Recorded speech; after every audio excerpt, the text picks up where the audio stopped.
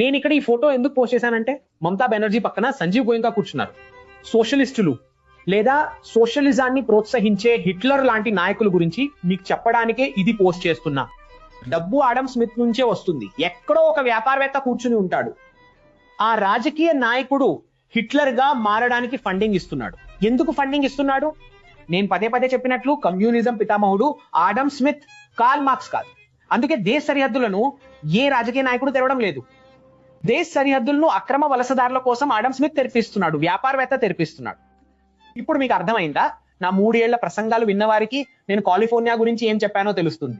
California వ్యాపారవేత్తలే కాలిఫోర్నియాను నాశనం చేస్తున్నారు. వాళ్ళు సరిహద్దులు తెరిచి అక్రమ వలసదారులను తీసుకొస్తున్నారు, రాడికల్స్ ను తీసుకొస్తున్నారు. ఎందుకు రాడికల్స్ ను తెస్తున్నారు? చౌక కార్మికులు దొరుకుతారు. స్థూల భౌగోళిక రాజకీయాల్లో చూస్తే చైనాకు కార్మికులను దుర్వినియోగం చేసే పని అప్పగించారు. లాభాలు అమెరికన్ కంపెనీలు పొందుతున్నాయి. తయారీ చైనాలో జరిగినా సరే లాభాలు అమెరికన్ కంపెనీలు పొందుతున్నాయి. చైనాకు ఉచిత డాలర్లు వస్తున్నాయి. నువ్వు తయారీ చెయ్యి, నీ ప్రజలను దుర్వినియోగం చెయ్యి, చౌక ఉత్పత్తులను బాగా తయారు చెయ్యి అని.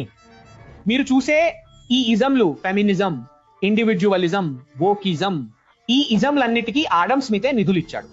ఎందుకు నిధులు ఇచ్చాడు? ఎందుకంటే కుటుంబాలు ఎంత విచ్ఛిన్నమైతే ఫెమినిజంతో కుటుంబాలు విచ్ఛిన్నం అవుతాయి, టాక్సిక్ ఇండివిడ్యువలిజంతో కుటుంబాలు విచ్ఛిన్నం అవుతాయి, విడాకులు ఎక్కువైతే, వోకిజం LGBTQ++ ప్రోత్సహిస్తే ప్రజలు ఎంతగా విడిపోతారో అంతగా వారు ఆధారపడిన చౌక కార్మికులుగా, తక్కువ జీతం తీసుకునేవారుగా వాళ్లే తయారవుతారు.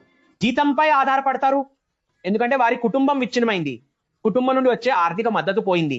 ఇప్పుడు ప్రతి ఒక్కరికి వేరే గది, వేరే కారు, వేరే ఫ్లాట్, వేరే వంటగది కావాలి, రైట్? ఆడమ్ స్మిత్ కు కుటుంబాలను విడగొట్టడంలో చాలా ఆనందం వస్తోంది. ఎప్పుడు కమ్యూనిజానికి పెట్టుబడిదారీ విధానమే నిధులు ఇస్తుంది. రెండు వైపులా ఒకే వర్గం ప్రజలు నిధులు ఇస్తున్నారు, సరేనా? ఇది మీరు అర్థం చేసుకోవాలి.